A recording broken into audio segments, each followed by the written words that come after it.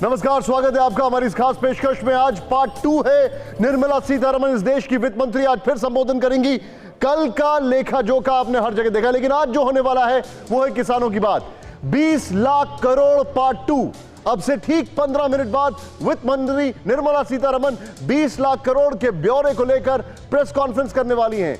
आज 20 लाख करोड़ के पैकेज में देश के अन्नदाता यानी किसानों को क्या मिलने वाला है, इसकी घोषणा होगी। लेकिन उससे पहले बड़ी खबर, 20 लाख करोड़, ये ब्रेकिंग न्यूज। 15 मिनट बाद वित्त मंत्री प्रेस कॉन्फ्रेंस करने वाली हैं। आपके सामने ये हम आपको बड़ी खबर दिखा रहे हैं। पार्ट 2 ब्यौरे का ऐलान होगा, पार्ट 2 जो हम आपको बता रहे हैं। लेकिन यहां पर गौर करने वाली बात जो है वो ये है कि इसमें क्या क्या निकल कर आएगा, ये गौर करने वाली बात है। क्योंकि जो हमारे पास जानकारी आ रही है वो ये है, अब से ठीक इसमें किसानों को राहत का बड़ा ऐलान हो सकता है। वो ब्रेकिंग इसमें बीच में जरूर चलाते हैं। अभी यहां पर हम आपको दिखाते हैं। अभी हमारे पास यहां पर बिग वॉल पर क्या है, सीधे दिखाएं। सबसे पहले लॉकडाउन, सभी अपना अपना स्थान ग्रहण करें। 2 दिवसीय पीएम किसान सम्मान सम्मेलन के उद्घाटन अवसर पर हार्दिक स्वागत अभिनंदन माननीय प्रधानमंत्री श्री नरेंद्र मोदी जी का। साथ ही स्वागत अभिनंदन मंच पर विराजमान माननीय केंद्रीय कृषि और किसान कल्याण मंत्री भारत सरकार श्री नरेंद्र सिंह तोमर जी का। आज पीएम किसान सम्मान निधि का यह बृहद कार्यक्रम काफी अरसे बाद फिजिकल रूप से संपन्न हो पा रहा है।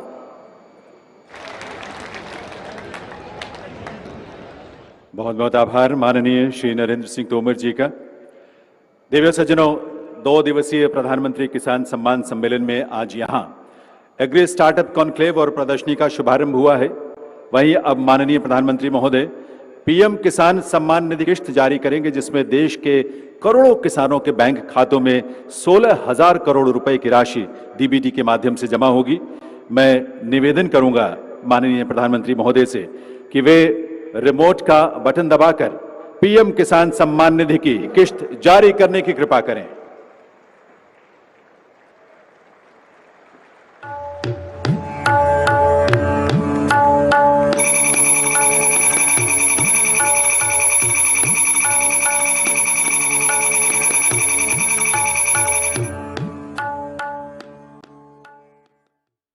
किसान सम्मान निधि योजना के अंतर्गत दिवाली तोहफा जो है किसानों को मिलना शुरू हो चुका है। दिवाली के मौके पर दिवाली का तोहफा किसानों को मिलेंगे और वो भी 4,000 रुपये की 21वीं किस्त किसानों के बैंक खाते में जारी होगी, जिसका इंतजार किसान काफ़ी बेसब्री से कर रहे हैं।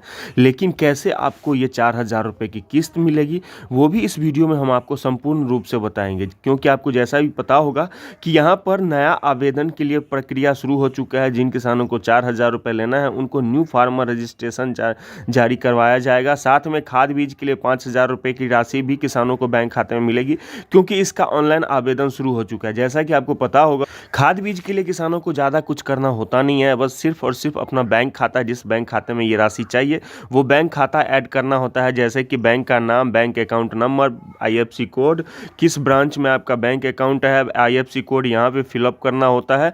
और इस प्रकार से बैंक अकाउंट नंबर डाल के जिस बैंक अकाउंट में पैसा चाहिए उस बैंक अकाउंट को डालकर और सबमिट कीजिएगा। खाद बीज के लिए 5,000 रुपये की राशि जीवन भर, जिंदगी भर आपको मिलता रहेगा। लेकिन कैसे, पूरी जानकारी इस वीडियो में बताएंगे। वीडियो के साथ बने रहिएगा।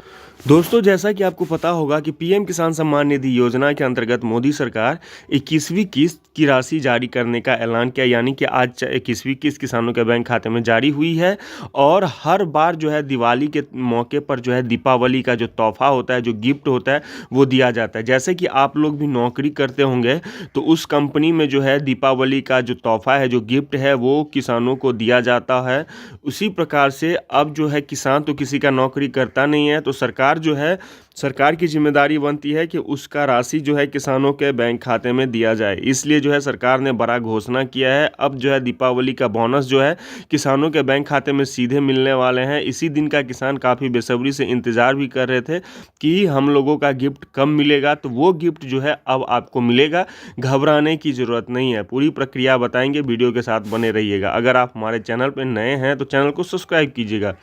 जैसा कि आपको पता होगा कि यूट्यूब पे, फेसबुक पे हर जगह जो है बेवकूफ़ बनाने का एक सिलसिला सा चलता रहता है कि आज मोदी जी ने ये भेज दिया, वो भेज दिया, वैसे भेज दिया, ऐसे भेज दिया। लेकिन किसानों को कुछ भी नहीं मिलता है, क्योंकि इन लोगों को कुछ पता ही नहीं होता है, जैसे तैसे करके लीपापोती करके बताते हैं। आपको बता दें कि ई-केवाईसी के लिए भी नया अपडेट आ गया है। देखिए यहाँ पे जो है पीएम किसान के पोर्टल पर क्या क्या अपडेट जारी किया है, इसको समझिए।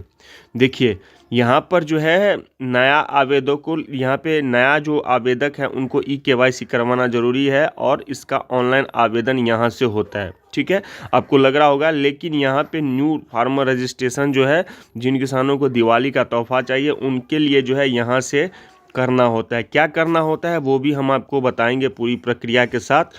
तो सबसे पहले आपको पीएम किसान सम्मान निधि योजना के अंतर्गत पिछली बार जो 20वीं किस्त मिली थी वो मिला था 2 अगस्त 2025 को, जैसा कि आपको पता होगा।